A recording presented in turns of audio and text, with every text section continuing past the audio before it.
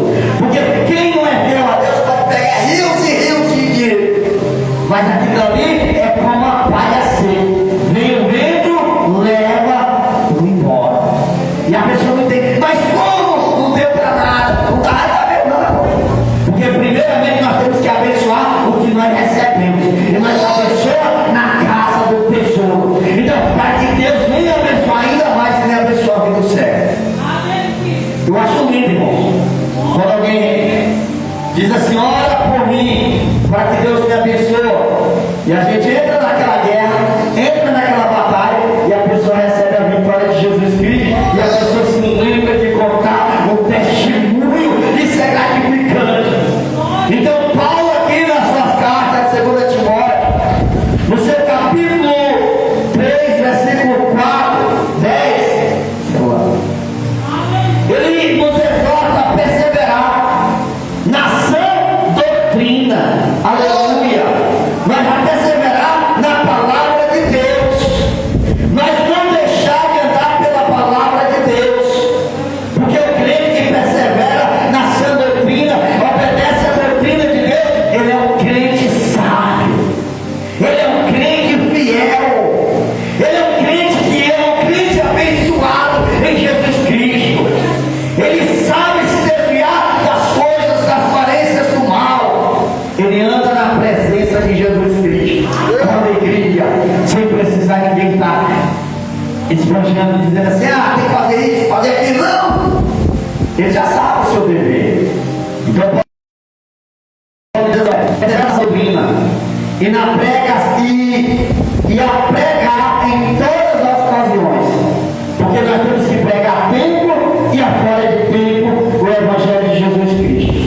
Porque nós estamos vivendo tempos, irmão, aonde, como diz capítulo 3, primeiro igreja do 2 Timóteo, que chegaria tempo que o povo não ia suportar a sã doutrina, onde o povo ia ser amante de si mesmo, povo avarento, povo soberbo, enganadores, traiçoeiros, e achando que está enganando a Deus, mas não engana a Deus, porque não existe ninguém que engana a Deus, não há ninguém que passa na frente de Deus, porque Deus está na frente de todos e de todas as coisas, está no controle de Deus. É Deus que tem o controle de tudo, irmão.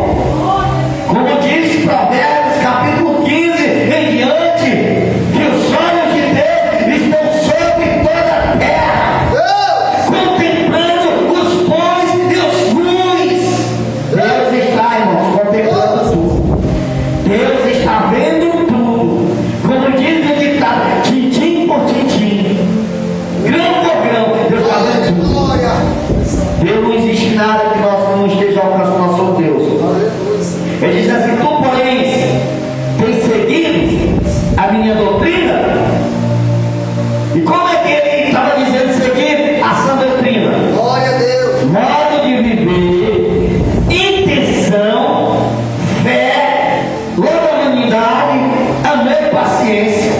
Porque o crente tem que ser paciente, ter paciência e esperar também a vida de Jesus Cristo. Saber que não é tarde, que não vai demorar, que breve Jesus voltará para buscar a sua igreja.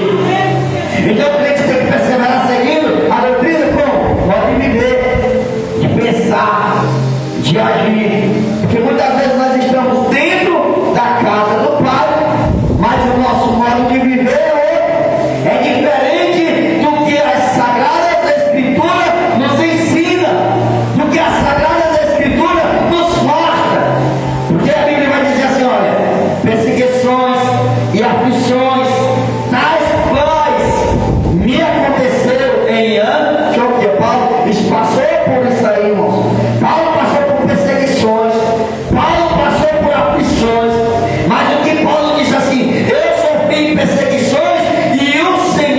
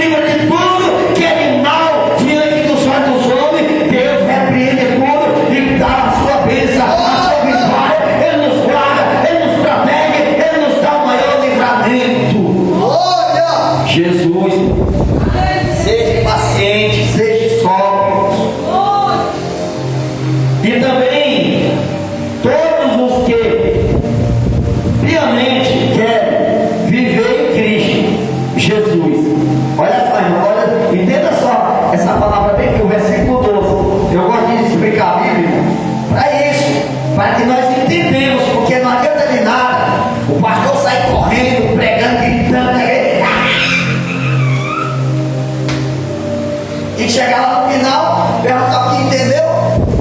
Foi bênção. Foi fogo puro. Sai o fogo. Fogo só vai com os olhos do pastor que é vermelho. Olha só, tem gente que diz assim, a igreja tem que estar avivada. Quem tem que ser avivado? Tem gente que confunde avivamento com movimento. Movimento é isso, pular no pé só, na igreja da carne. Avivamento é isso, quando nós estamos ouvindo a palavra de Deus, nós somos avivados, renovados por meio da palavra de Deus. Glória! Porque é a palavra de Deus que transforma, é a palavra de Deus que muda. Aí o versículo 12 diz: e também todos os que piamente querem viver em Cristo Jesus, é os que querem viver em Cristo Jesus, Paulo está falando. Não é para quem não quer, não. Quem não quer, deixa para lá. É os que querem viver em Cristo Jesus, padecerão perseguições, mas os homens maus e enganadores irão de mal a pior, enganando e sendo enganado a si mesmo. Porque quem acha que está enganando o ser humano, está enganando a si mesmo. Enganando com o que, pastor? Enganando com palavras mansas, com palavras assim, enfeitando, dizendo que vai dar certo, você vai conseguir. Se for a vontade de Jesus, sim. O que Jesus mais quer para nós hoje, irmão, é conserto para a nossa vida, para que quando Ele voltar, raiar nas nuvens, nós não ficarmos aqui. Que Jesus Cristo breve está voltando. Ele breve está para buscar o seu povo. E não é todos que vai ser salvo. Vai ficar pastores, muitos pastores vai ficar, muitos pregadores vão ficar, muitos cantores vão ficar, muitos que se acham sábios irão ficar, porque estão focados na sabedoria humana, não na sabedoria alto de Jesus Cristo. Tem aquele aluno que diz assim: eu fiquei com medo, assustado quando alguém chega assim, rapaz, fulano de tal é sábio, que não é sábio demais, que a mulher tem uma sabedoria tremenda. Sabedoria de homens passa, é como a palha, é nada, é como o Paulo fala. Nós vamos pregar o evangelho até que é fora de tempo. Então crescer na graça do conhecimento. Ter conhecimento e não ter a graça de Deus, o conhecimento é vazio, não tem serventia alguma. Alguém vai ali, entra na rede social, faz ali um cursozinho velho online, básico de biologia, já se acha que é teórico, já se acha sábio. Eu tenho um anelzão maior do que eu tenho. Aí só vai dizer, prega, Léo. Prega diploma. Coisa vem comprar na internet. Melhor coisa. Eu estudei, graças a Deus, pela misericórdia de Deus. Fiz longa distância, fiz presencialmente, fiz bar, fiz médico, fiz bacharel. E eu estou nem me importando com isso aí, irmãos. Porque se eu não obedecer isso aqui, as sagradas escrituras, não tem serventia alguma. Conhecimento humano, conhecimento terreno. O que vai nos fazer ser grande homem, mulher de Deus, na presença de Deus, é receber a graça dele, a misericórdia dele. Conhecimento de Deus pega alguém lá do mundo, lá da cachaça, lá da prostituição, traz lá do mundanismo, aí ele não sabe ler nada, não tem conhecimento nenhum, não tem leitura nenhuma, mas Deus começa a tocar no coração dele para ele orar.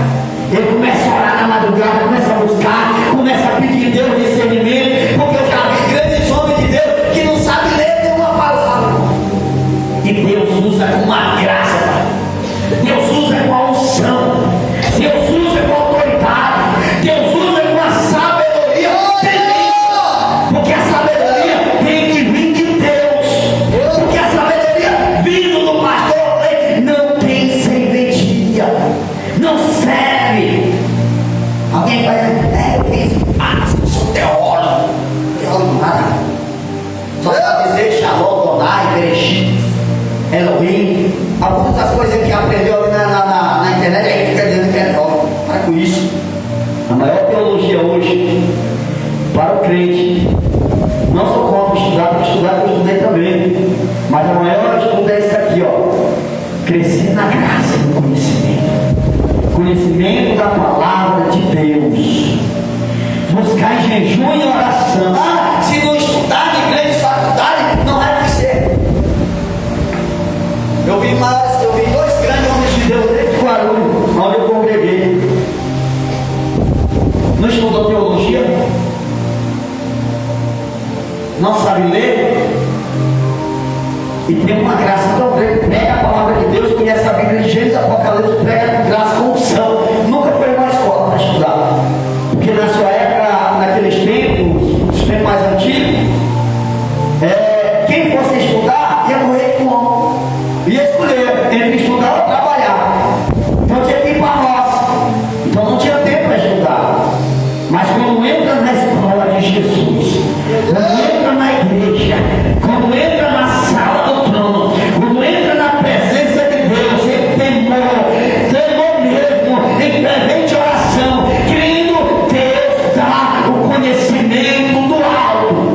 É por isso que Deus diz assim, que Ele vai usar os pequeninos para confundir os grandes, os que se acham grandes, os que se acham sábios. Deus faz isso.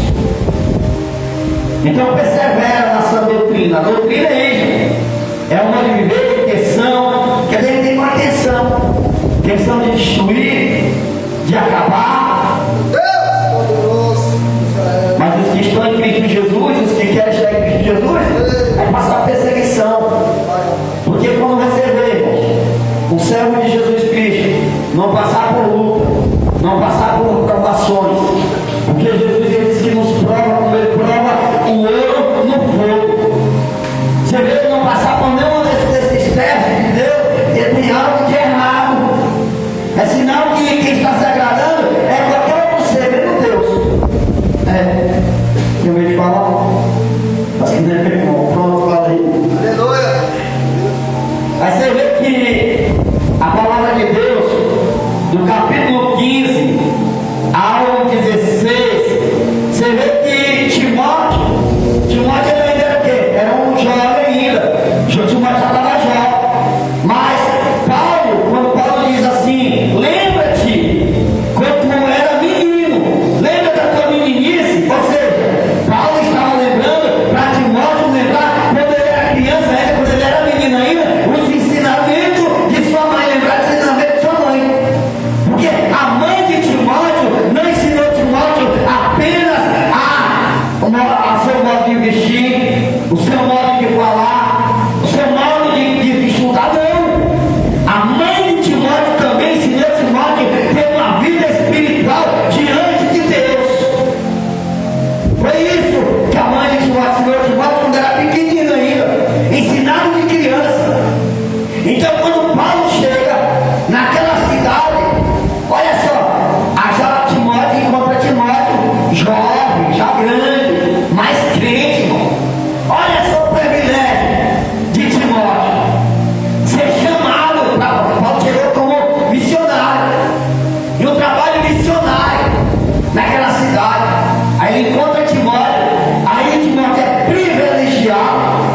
Aí Paulo diz assim, olha Timóteo, tu vai andar comigo agora, oh glória, vai fazer a obra comigo.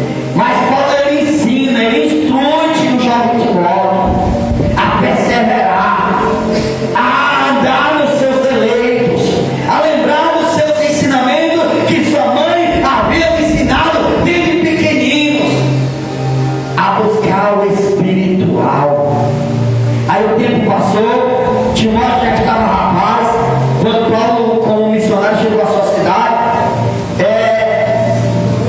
teve um privilégio de ser convidado por Paulo para acompanhá-los nas viagens missionárias.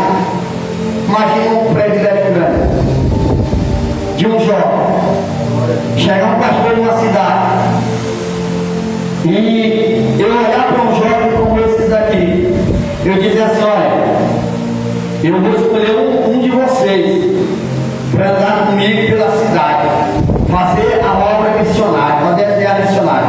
Viagem missionária, tem gente que pensa que é só viajar de uma cidade para outra, de um estado para outro, de um país para outro. Não, irmãos. Nós podemos fazer missões dentro do nosso território, onde nós vivemos. Porque nós temos que fazer missão, dependendo do lugar onde nós estivermos. Paulo fez missão. Então ele instruiu os jovens a fazer missão. Quem quer fazer missão hoje? Quem quer fazer missão? Ninguém quer evangelizar mais, ninguém quer mais profetar, ninguém quer dizer para uma pessoa que Jesus ama, que Jesus Cristo salva, que Jesus Cristo transforma, que Jesus não escolhe pelo tamanho, pela idade, pela cor. Jesus não está preocupado se é rico, se é pobre, se é branco, se é preto, não. Jesus não faz acepção de pessoa. Jesus ele chama a todos. Como diz o Evangelho de Mateus 11:28, vinde a mim todos, que estáis cansados e oprimidos, e aprendei de mim, que sou manso e humilde de coração. Jesus, como pastor dos pastores, como Salvador, ele disse que ele não faz acepção de pessoas. Quem faz acepção são as próprias pessoas. Então Deus usou Paulo para escrever estas palavras, para instruir aquele jovem de modo, para que ele aprendesse e fosse também instruir outras pessoas lá na frente. Porque nós temos que aprender a palavra de Deus para nós apregoarmos a tempo e a fora de tempo. A tempo e a fora de ocasião. O que quer dizer? Tempo. Porque muitas pessoas só querem pregar se for na igreja. Eu aqui dentro dessa cidade, eu ando direto pelas ruas, falo com todo mundo, evangelizo, entrego uma feira. Mas cadê, pastor, as pessoas que você convidou para a igreja? E quem disse que não evangeliza? Não, que é assim, ó, eu não vou evangelizar porque não vem ninguém para a igreja. Quem disse que evangeliza não é só para trazer pessoa para a igreja? Evangeliza é a igreja e até aquela pessoa que não teve força de vir para a igreja. Porque tem muitas pessoas que querem vir para a igreja, mas quando chega a hora de ir para o culto e se arrumar para ir para a igreja, aí bate o desânimo, às vezes bate uma dor de cabeça, às vezes bate uma dor na coluna, uma dor no joelho, porque para todo inimigo arruma um pretexto para a pessoa, porque ali é um peso espiritual, porque o adversário ele faz de tudo para a pessoa não vir para a casa do Pai. E quem não é espiritual não vai saber se soube sair dessa situação, não. Porque isso pode acontecer com qualquer pessoa, irmão. O desânimo. Desânimo acontece com qualquer um. Você vê, Jeremias é escolhido dentro do ventre da mãe dele, dentro do pequenino. Mas chegou um momento que Jeremias não queria mais pregar. Chegou um momento que Jeremias disse: eu não vou mais pregar, quero mais saber de nada. Estou aqui no calabouço, estou aqui nessa situação, vou desistir, vou parar. Deus falou o quê? Fez o quê? Deus fez reacender de novo a chama da palavra dentro do coração de Jeremias. E Jeremias sentiu um desejo novamente de pregar a palavra, profetizar. Porque o profeta de Deus passa por um momento sozinho, sem ninguém. Porque é um tratadeiro de Deus e mais ninguém. Então por isso que todos nós, quando vê alguém num momento como esse, numa situação como essa, em vez de nós fazer assim, que o ser humano com o dedo rei, assim ó, de julgar, de apontar, nós temos que usar o nosso dedo para profetizar. Profetizar na vida da pessoa. Em vez de apontar, dar a mão e ajudar a se levantar. Por isso que Paulo aqui, uma palavra começa aqui, a pessoa já pega, já aproveita a palavra disso aqui, e lá para no mundo da pessoa. Aí depois fala assim, não tem nada a ver. Isso aqui está mandando nós perseverar, gente. Nós temos que perseverar na palavra, perseverar na oração, perseverar buscando a Deus, buscar os nossos ideais e não desistir da presença de Deus, não desistir dos caminhos do Senhor, por mais que difícil é. Porque todo mundo passa um momento difícil. Não tem esse que não passa um momento difícil. Não tem esse que passa um momento ruim. Mas nos momentos difíceis, como Paulo disse, o Senhor me livrou. O Senhor me guardou. Porque o Senhor, Ele é bom. Aí o versículo 16, para nós encerrarmos com chave de ouro, 17.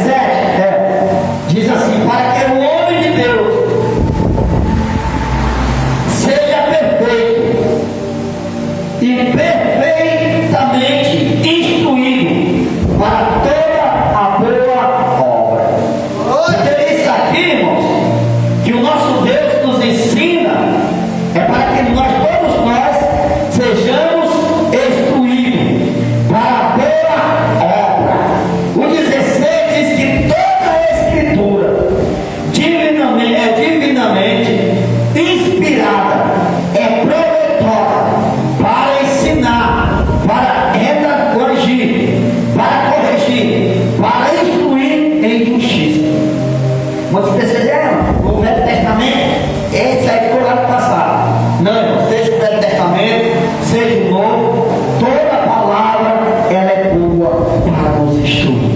Amém? Louvado seja o nome do Senhor Jesus Cristo. Então nessa noite nós vamos estar orando, agradecendo a Deus pela nossa vida. E vamos também estar levantando a Deus o clamor pela mãe de nossa irmã, a qual está ali com aquela situação que não é dela. Irmão amigo, nós temos que aprender